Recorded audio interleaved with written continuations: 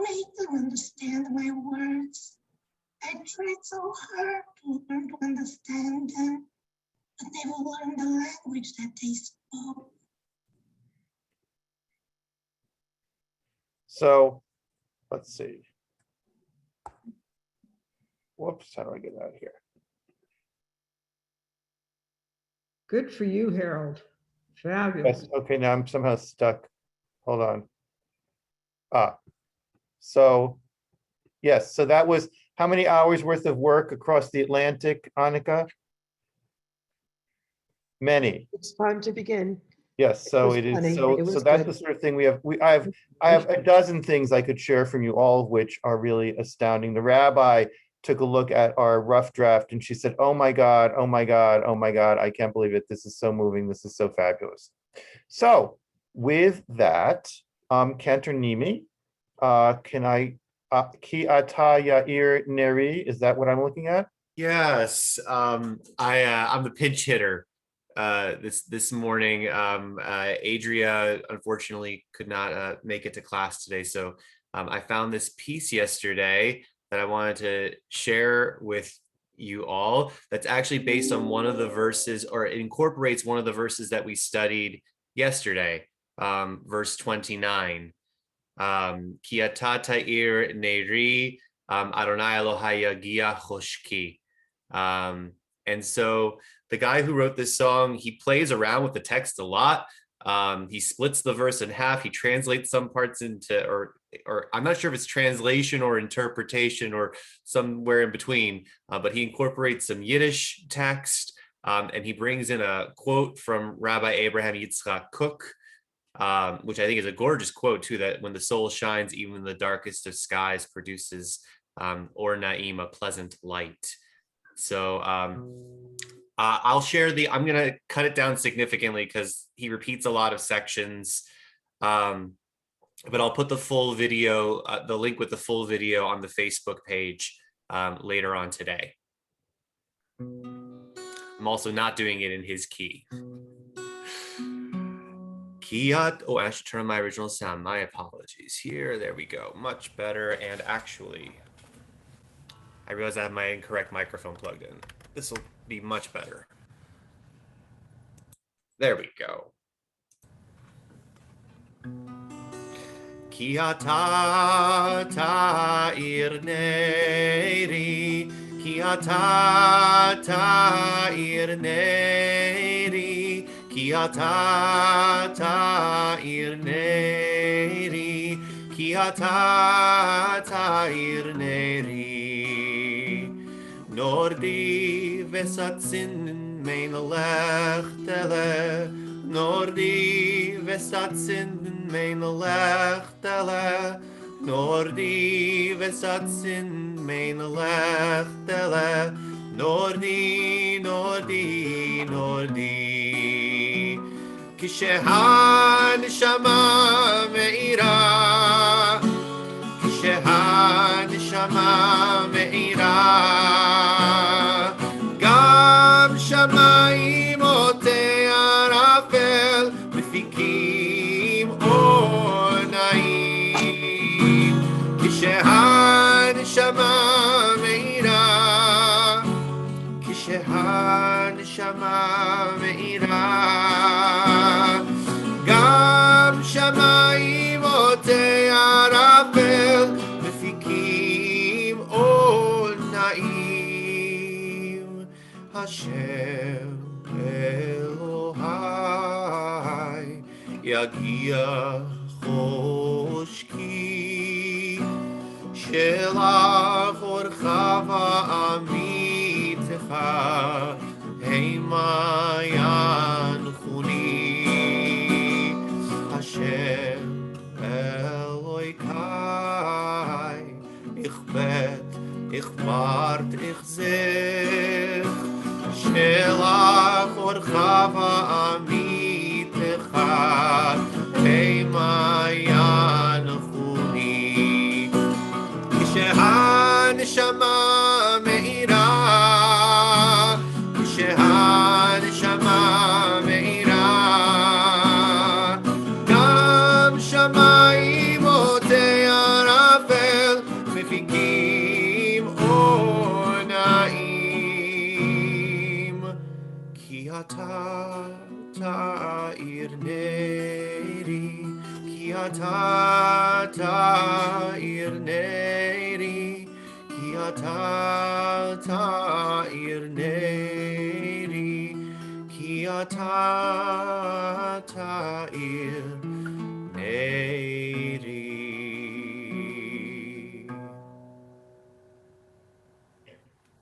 Wow.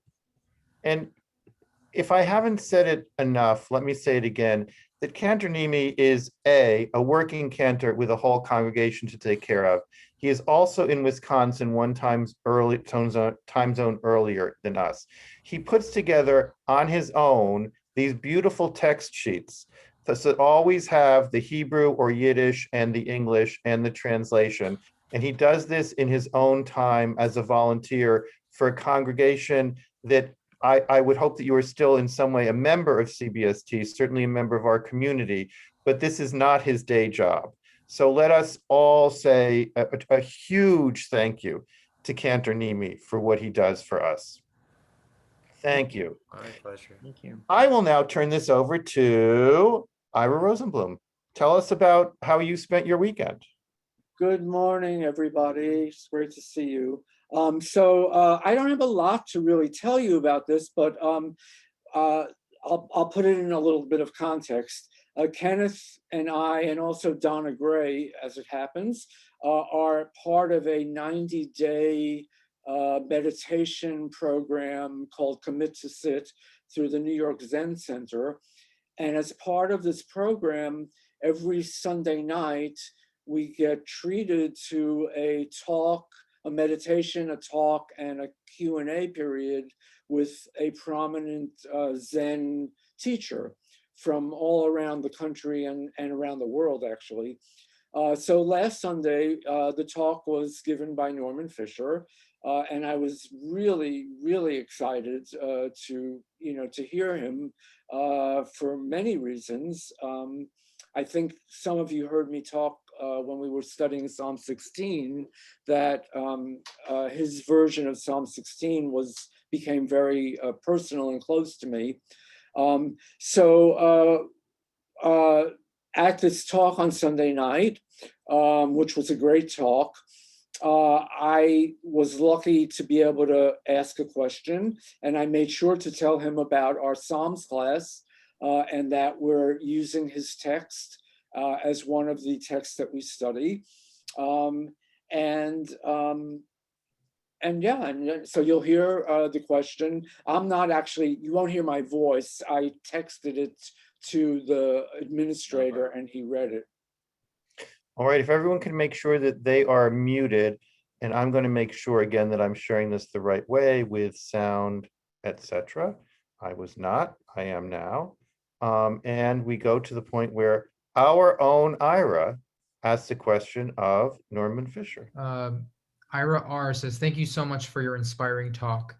I'm very glad to be here with you tonight because I feel like I've been living with you for a year now. Since last March, I've been in a class studying the biblical Psalms taught by my rabbi, and your book, Opening to You, is one of the texts we've been using. What inspired you to write these Zen interpretations of the Psalms, and did they have an impact on your Zen practice? Does your Jewish background inform your practices today? Can we find out who that person's rabbi is? Maybe I want to know if I know that rabbi. Ira, do you want to chat it to me?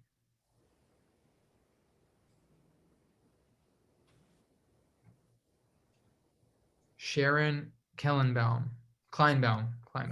No, I don't know Sharon Kleinbaum.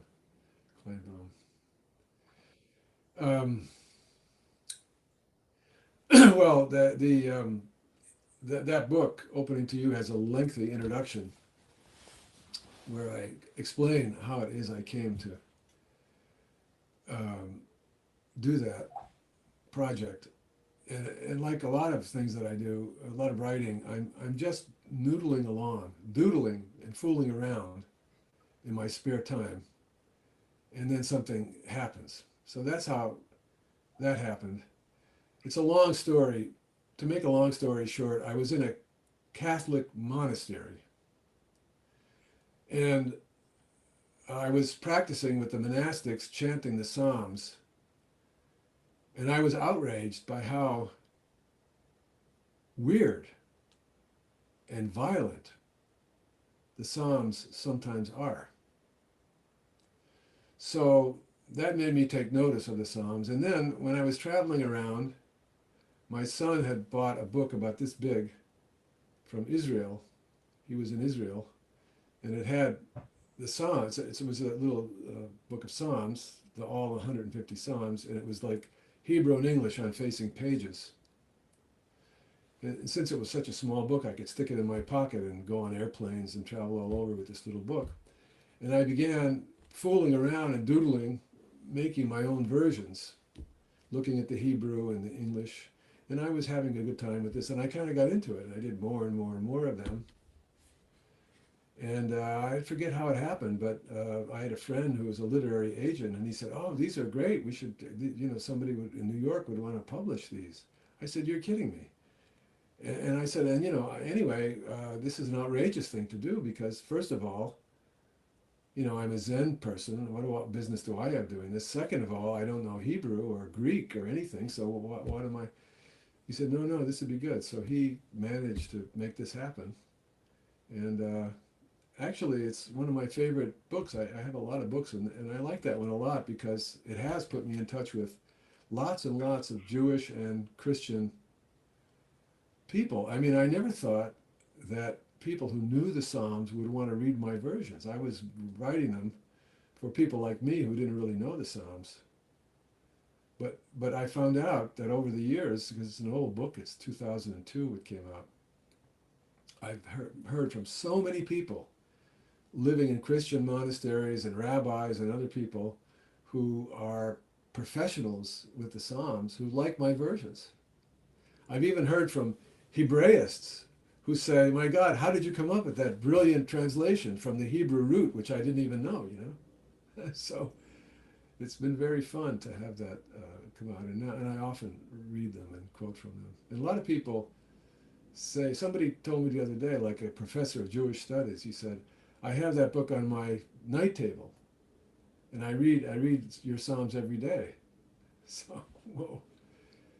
Anyway, how does my Jewish practice inform Jewishness or something? How does the study of the Psalms, the translation, impact your Zen practice? And what inspired you to write these Zen interpretations, which you just answered? Yeah. And did you have an impact on your Zen practice? And does your Jewish background inform your practices today? And Ira just messaged me. He says, our class loves your versions. Yeah. Yeah, one thing about my versions is that that's unusual, is that I realized that the Psalms are poems. They're like the beginning of the lyric in one of the main streams of our culture. So I was translating them as a poet, and everybody who translates the Psalms doesn't translate them as a poet, they translate them as a theologian or something like that, and that's the difference in my version. I wasn't being a theologian, I was being a poet. Anyway, yes, it is inescapable that we are all going to be the people that we are and that we've been made to be by everybody else, right? So probably a real Zen person would say, that Norman Fisher, he actually is a rabbi disguised as a Zen person, and you don't really believe any of his Buddhist stuff because it's really just a thinly disguised version of Judaism. Probably somebody thinks that, and vice versa. Some Jewish person, when I'm going to Jewish places and talking about the Torah and the Psalms and everything, they think, listen to him. He doesn't know anything. He's nothing but a Zen guy who gave up Judaism to do Zen, and now here he is parading around with a kippah on his head. He doesn't know anything. And they're both right,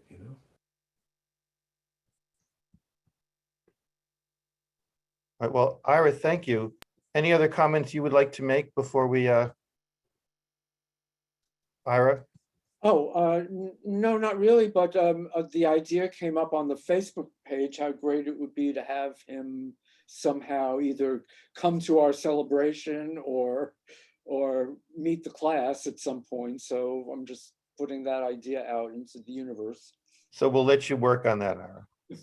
All right, so we're now, thank you so much for that, Ira. It sounds like it was fascinating and what an interesting to hear. Yes, that was Fisher.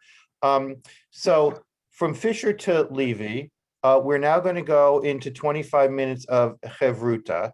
If you do not want to do Chevruta, please leave now so that we don't assign you a room. And please, please, please, everyone get your copy of the Levy text out, because if you don't have that text, it is very hard to participate fully in Chevruta. So thank you, Ira. And Tasha, I will let you send us into our rooms.